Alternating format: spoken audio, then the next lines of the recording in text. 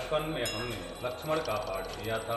पूर्व में प्रयागराज बनारस साइड में पाठ होता है, इधर संवाद होता है। सुनिए आप लोग। जब सारे राजागण एकत्रित हो गए धनुष यज्ञ में और उस धनुष को कोई हिला भी नहीं सका, जिस धनुष को सीता जी ने खेल खेल में उठाकर उगल रख दिया। तब जनक जी ने कहा कि हमको तो ऐसा विश्वास होता है कि इस धरती पर कोई भी वीर नहीं रह गया है जो इस धनुष को उठा सके। अगर ऐसा हम पहले ही जाने होते तो यह प्रतिज्ञा ही न करते कि जो धनुष को उठाएगा उसी के साथ सीता का ब्याह करेंगे।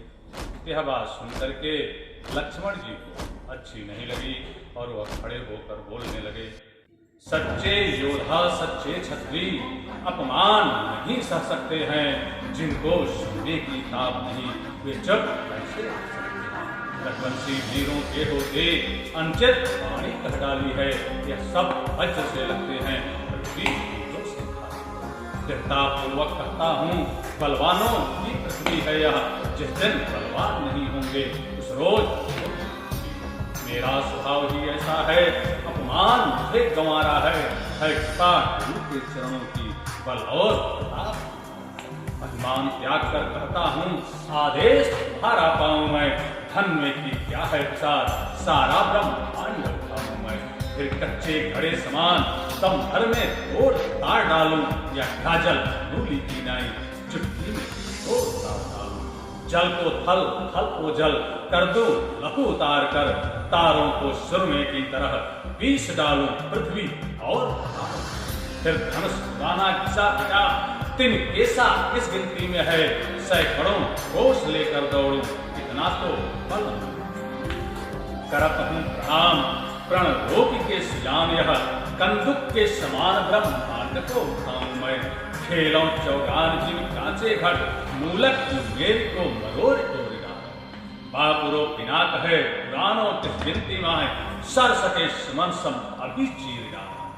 आयस जो पाऊं कमल नाल सा चढ़ाऊं, सत जो जन ले भाऊं तब तो लखन तोरऊ छत्र की दंड जीवी जौ प्रताप बलनाथ, जौ न करऊं तो पथ सपथ तौ न धरऊं। इसके बाद जो है श्री रामचंद्र जी इशारा करते हैं कि लखनलाल आओ बैठ जाओ। फिर गुरुदेव आज्ञा देते हैं कि राम जाकर के जनक जी का शोक दूर करो। तब रामचंद्र जी जाते हैं और धनुष भगवान शिव जी की प्रणाम किया और उसको खेल में ही उठाया, उठाते ही टूट गई। उसके बाद में इतना तेज झनकार हुआ कि परशुराम जी वहां तपस्या कर रहे थे पर्वत पर। उनको सुनाई दिया कि हमारे गुरु की धनुष तोड़ दी, वहां से तुरंत ही चल दिए और आ गए सीधे जनक के दरबार में। अब तो उनको देखकर जितने भी राजा थे सब भयभीत हो गए, क्योंकि जितने भी दुष्ट राजा थे उन सभी को 21 बार जो है परशुराम जी ने संहार किया था। तो उन्होंने सोचा तो जो है हमारा बचना मुश्किल है। जनक जी भी भयभीत हो गए, तो परशुराम जी ने भी यहाँ धनुष रखकर तपस्या करने गए हुए थे। तुरंत ही सीता जी को बुलाया और जो है उनको आशीर्वाद दिलाया। परशुराम ने आशीर्वाद दिया, चिरंजीव जुग जुग जियहु कीर्ति लता बर होय, सुख सुषमा ललिते छवि समर नदी को। जब इस तरह से आशीर्वाद दिया जनक जी को तो गए, चलो फिर उनको सौभाग्यवती का आशीर्वाद दिया कि उनके पति पे कोई संकट नहीं। फिर इसके बाद बारी बारी से आकर के राम लक्ष्मण ने भी प्रणाम किया, सारे राजागण ने प्रणाम किया। फिर परशुराम ने कहा जनक क्या कारण है, यह इतनी भीड़ भाड़ क्यों है, अब तलक सोच सा कैसा था जल्दी ही बताओ न छुपाओ को वातन को राज को जनक जी को बोलते तब तक जो है राम जी उठ गए। उन्होंने कहा शिव धनुष तोड़ने वाला भी कोई शिव प्यारा ही होगा, कोई शिव प्यारा ही होगा, जिसने ऐसा अपराध किया वह दास आपका ही। इस तरह से जब कहा तो परशुराम ने कहा कि जो हमारे गुरु की धनुष तोड़े वह हमारे गुरु का प्यारा नहीं हो सकता। तुमने तो बहुत ही गलत कार्य हे राम बना है अगुआ तू, इस छतरी फूल की गाड़ी में पुराना मसला याद आया, दिन राहे छोड़ दी जाए। इस तरह से जब कहा तो लक्ष्मण को क्रोध आ गया। उन्होंने कहा, सुख का संवाद कभी दुख का कारण बन जाता है, मीठी बोली के कारण ही तोता बिगड़े। जो ज्यादा मीठा होता है वो अपना नाश कराता है, मीठे गन्ने को दे दो तो ये भाई ने मीठी वचन कही, इसलिए क्रोध बढ़ आया है।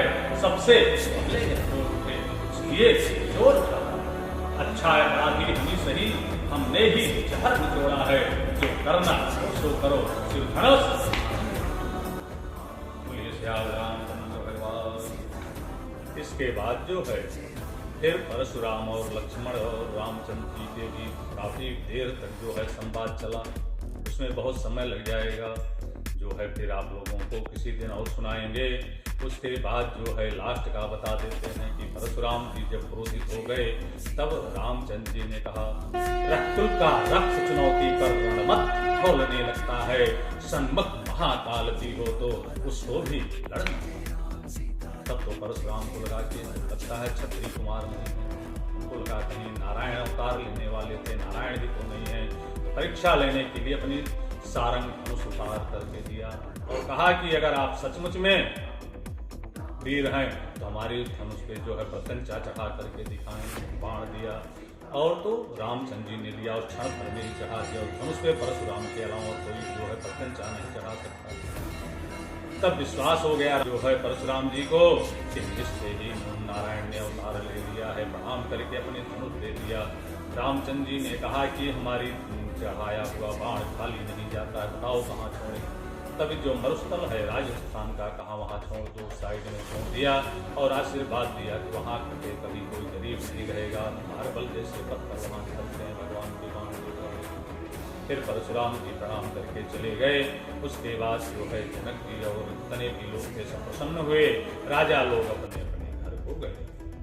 उसके बाद जनक जी ने जो है दशरथ जी के यहाँ खबर भिजवाई कि जो है रामचंद्र जी ने धनुष को तोड़ दिया, हम ब्याह करना चाहते हैं। फिर दशरथ जी ने बारात लेकर के आए और वहाँ पर बड़ा ही स्वागत सत्कार हुआ, महीनों रहे और जो है बड़े विधि विधान से राम लक्ष्मण भरत शत्रुघ्न चारों भाइयों का विवाह हुआ। फिर बहुओं को लेकर दशरथ जी वापिस अयोध्या को चले आए। बोली सियावर रामचंद्र भगवान।